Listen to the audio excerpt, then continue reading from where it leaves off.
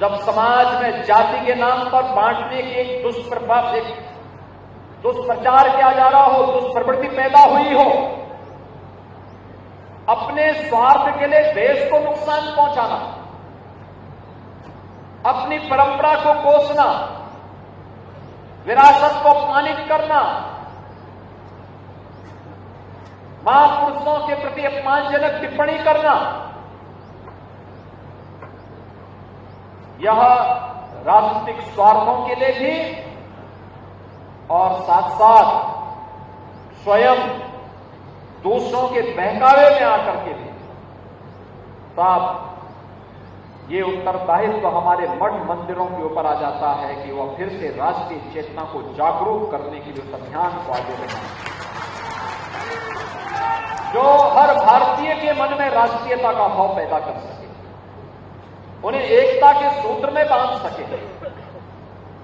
क्योंकि मैं बार बार इस बात को देखता हूं, इतिहास उठा करके देखिए, जब भी हम बटे थे तो कटे थे।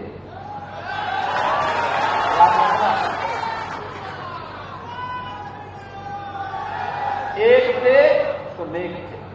अभी यहां पर हम लोग मंच पर हर भारतीय के मन में भारतीयता का भाव आना चाहिए। हम लोगों ने अभी मंच में वीर अब्दुल हमीद के परिवार के सदस्यों को सम्मानित किया। भारत का परमवीर चक्र भारत माता के सपूत को प्राप्त हुआ, जिन्होंने 1965 के युद्ध में दुश्मन देश पाकिस्तान को नागों चने चबाने में भारत माता के पुत्र के रूप में दायित्व का निर्वहन किया।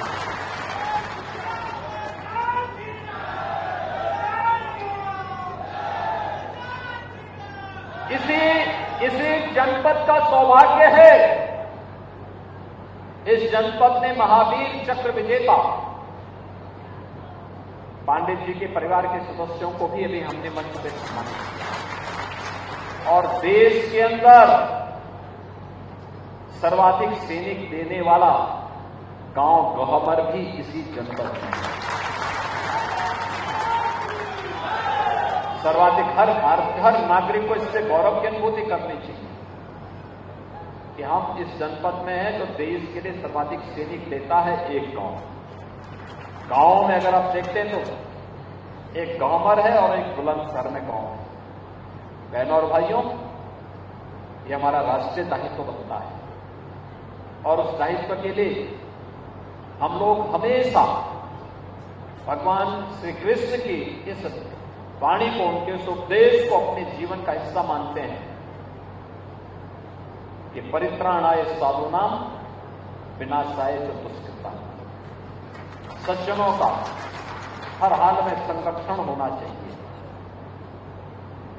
इसके लिए विकास के कार्य भी होने चाहिए, मठ मंदिरों के पुनरुद्धार के लिए भी सहयोग किया जाना चाहिए।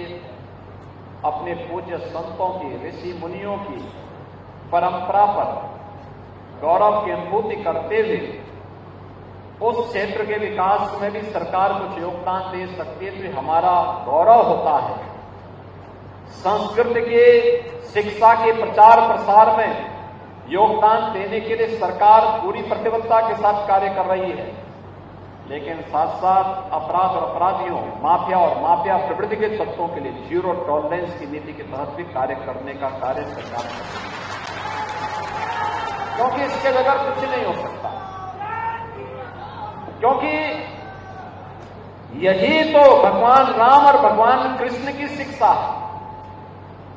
अच्छा कोई भी करे उसका समर्थन करिए, हर प्रकार से इसे आगे बढ़ाने के लिए प्रेरित करिए। इसके लिए परिवार से ऊपर उठकर, परिवारवाद से ऊपर उठ करके, जाति से ऊपर उठ करके, क्षेत्र से ऊपर उठ करके, भाषा से ऊपर उठ करके हमें एकजुट होकर के कार्य करना होगा। लेकिन अगर कोई व्यक्ति, हमारा कितना भी सगा क्यों ना हो, अगर वह व्यक्ति राष्ट्रीयता को क्षति पहुंचा रहा है, भारत और भारतीयता को नुकसान पहुंचा रहा है, तो फिर हम लोगों को उसका जवाब देने के लिए भी समाज को तैयार करना होगा, अपने आप को तैयार करना होगा। आज सरकार इन सब मूल्यों और आदर्शों की स्थापना के लिए निरंतर प्रयत्नशील है। आज ये मेरा सौभाग्य है कि 900 वर्षों की आध्यात्मिक विरासत, उच्च आध्यात्मिक विरासत के प्रतीक हमारा ये सिद्ध पीठ हत्याराम मठ में आज मुझे यहाँ पे दर्शन करने, पूजन करने का सौभाग्य प्राप्त हुआ। आप सबसे संवाद बनाने का सौभाग्य प्राप्त हुआ है। मैं आज के इस अवसर पर इस पीठ के पूज्य पीठाधीश्वर महामंडलेश्वर पूज्य स्वामी श्री भवानी नंदन यति जी महाराज और उनसे जुड़े हुए सभी शिष्यों का मैं हृदय से आभारी हूं कि उन्होंने आज के इस आयोजन के लिए यहाँ पर एकत्र रहे और इस आयोजन में मुझे देवी भगवती मां परम्बा बुढ़िया माई का दर्शन करने का सौभाग्य उन्होंने दिया है। मैं इस अवसर पर आप सबको इस बात के लिए आश्वस्त करता हूं कि डबल इंजन की सरकार जो बोलती है वह करती है और जितना करती है उतना ही बोलती है।